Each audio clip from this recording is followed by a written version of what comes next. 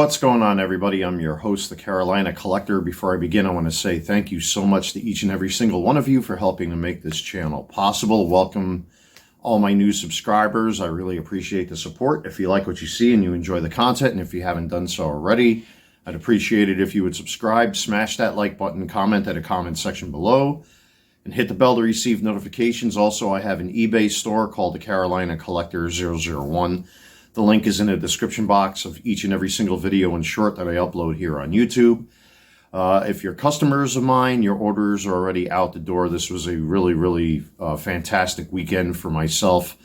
As far as my eBay store is concerned, it was probably the best weekend I've ever had, and I got more orders on top of that. And thank God I got all that stuff out the door, including 3 orders I had. I think it was 3 or 4 orders I had outstanding last night that I walked to the post office late at night and dropped them off at the 24-hour kiosk. So everybody's orders are out the door and should be on their way. I have been getting text messages that they've been scanned by the post office. Fortunately, I did, because as I called it in one of my videos, it is raining outside. We're getting the tail end of that tropical storm that's off the coast of Florida. So thank God all those orders are out the door, and I don't have to worry about cards getting damaged from the rain or anything like that. So thank you, everybody. Really appreciate it. So I'm not really used to making a video like this. I'm not much of a statistics guy. But I do pay attention to, the teams that I follow, in particular the New York Mets, New York Yankees, the New York Giants, etc. And I wanted to talk about the New York Mets. I'm wearing a New York Mets retro Gary Carter jersey from 1986. And this is their bizarre travel jersey. You never see a travel jersey with their team name on it like this, So that's the Gary Carter Majestic jersey that they wore back in '86. So I want to show you some stuff before I get into this, because it's just, remarkable what I watched this season. I've been following the Mets, Yankees, and Giants for a very long time, but again, I'm not really a statistic guy. I'm more like your passive fan, so to speak. I might have showed off some of these on the channel already. This is my Gary Carter Mitchell and Ness home jersey from the '86 World Series. And I've actually built the entire uniform. This is a pair of game-used pants. I've actually dressed as Gary Carter for Halloween over the years, which is kind of funny. And I might do it again this year. It's just a really fun costume, and it's a nice conversation piece, though.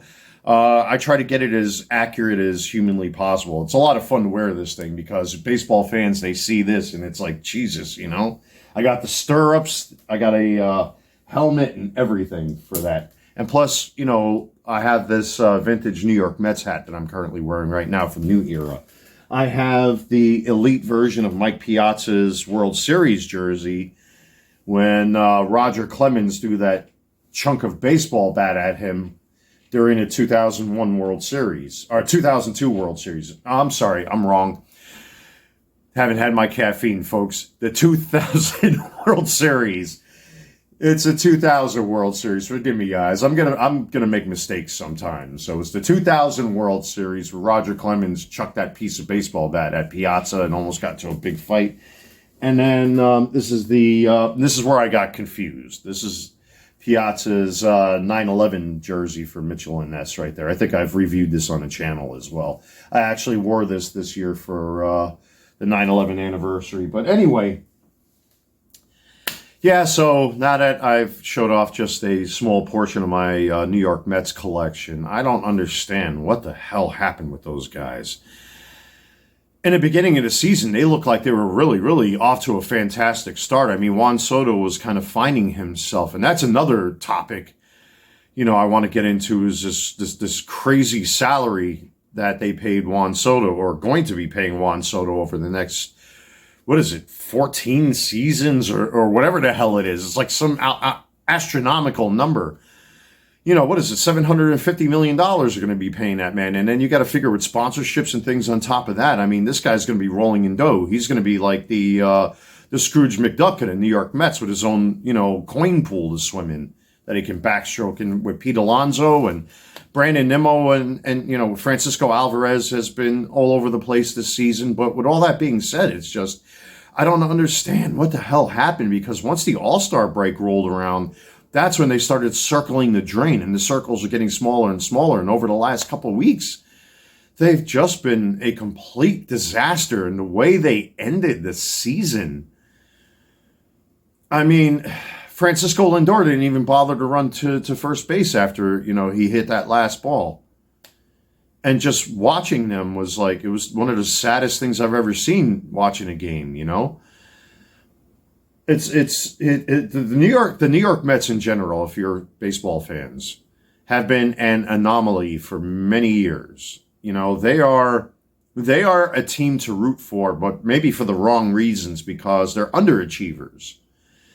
Ever since the '86 World Series, that was like their big accomplishment. I mean, they got 2 World Series back in the '60s with Nolan Ryan and Tom Seaver and guys like that. They were able to win a World Series, but ever since '86, it's just like, they've been complete underachievers. And when they crash, man, they crash and burn like the Hindenburg. It's like, it was so sad to watch, and, Brett Beatty got himself together and he was looking good for a while. And I just don't get it. I don't get what is going on with the Mets. What is this dark cloud that hangs over this franchise, Pete Alonso, man, I mean, he's had a hot bat this season. Great at first base. Lindor's been making some amazing plays, along with Brett Beatty in the infield. But I can't explain it. Again, I'm not a sports analyst, and I'm not much on statistics and player performances or things like that, unless I'm selling an expensive sports card, then I kind of have to dig into my statistics a little bit. Shohei Ohtani is a good example of that. Paul Skeens. Those big, giant names, that command a lot of prices with sports cards and stuff. But after that, man, again, I'm just a passive baseball fan. And to see what I saw, I mean, the Mets are just, I don't even know how to explain it. What happened? Prior to the All-Star break, man, them guys were they were like one of the best teams in Major League Baseball across the board. Again, everybody was kind of poo-pooing on Juan Soto, myself included, because seeing him in a New York Mets uniform was a little bizarre, especially after his performances with the Yankees. And all of a sudden, he finally started coming into his own, and then the All-Star break happened. And then after the All-Star break took place, the Mets it was like watching a bunch of drunk men on a slippery street. It's, in a windstorm, and they're all over the place. I don't understand what's going on with this franchise over the past, several decades. It's bizarre. The times that they have been in the postseason, they've looked really good, but then once they finally see that light at the end of the tunnel, the light just goes out like that, and then they collapse. But this has got to be one of the worst seasons that I've ever seen as a passive sports fan, watching these guys play. That they just all of a sudden, poof, the engine ran out of fuel. I don't get it. I really don't understand what's happening here. They spent all of this money to build up this squad to get it to this point. Edwin Diaz, had his shaky moments here and there all throughout the season, but to bring him in, and he's supposed to be a relief pitcher, they brought him in early. What does that say? It's just, I don't know. I really don't know what's going on with this franchise. I mean, they're really going to have to sit down and go back to the drawing board. I can almost already see that there's going to be a brand new squad probably next season. They're going to have to rebuild, but they shelled out $750 million for a player that's been hit and miss this season in the form of Juan Soto. I used to have his Bowman Chrome green shimmer out of 99. That was a PSA 10, and because his performances all of a sudden, basically fell off a cliff, I decided to sell that card. And then he started picking back up again. And then, I don't know. I really don't know. I can't explain it. The Mets have always been a bizarre team to follow. you know, you want to see the underachiever do well. I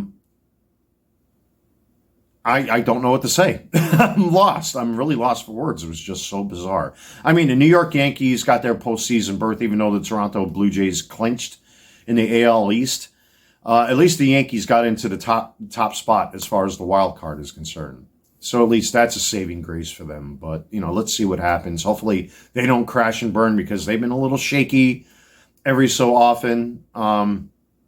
And my New York Giants with Jackson Dart, man, killed it. That I was here yesterday watching the game, having a good time. You know, I made myself, you know, a nice big fat turkey sandwich with low-fat cheese on whole wheat bread with low-fat mayo and all that kind of stuff, trying to get myself back in order here. And man, I was jumping for joy when I watched that game, you know, and it was starting to get a little scary towards the fourth quarter, but, you know, at the end of the day, Jackson proved himself well as far as I'm concerned. You know, not to poo-poo on Wilson, but the fans told you so, and yet they got rid of Tommy DeVito. Big mistake. But anyway, with all that being said, it's just the Mets have been a franchise to just stare upon. I mean, I wish them well, you know, in the off season, you know, as far as you know, all of the team members are concerned. But I just don't get it. I really don't get what happened with these guys. It's just bizarre the way they fell apart after the All-Star break. They could have gone far this season, but just they're the Mets. I mean, there's nothing else to say, folks. I'm really at a loss for words. You know, it's a real shame that they spent all this money to rebuild this franchise just for it to completely fall apart. That should be a valuable lesson. Money cannot buy everything. So with that being said, ladies and gentlemen, I know this is a short video, so I'm going to end it right here. Thank you so much, everybody, for your continued support. Don't forget to like, comment, subscribe, and hit the bell to receive notifications. And again, check out my eBay store. The link is in the description box below. Thank you so much, everybody. Take care. God bless. Stay safe. I am your host, the Carolina Collector, and I will see you all very soon.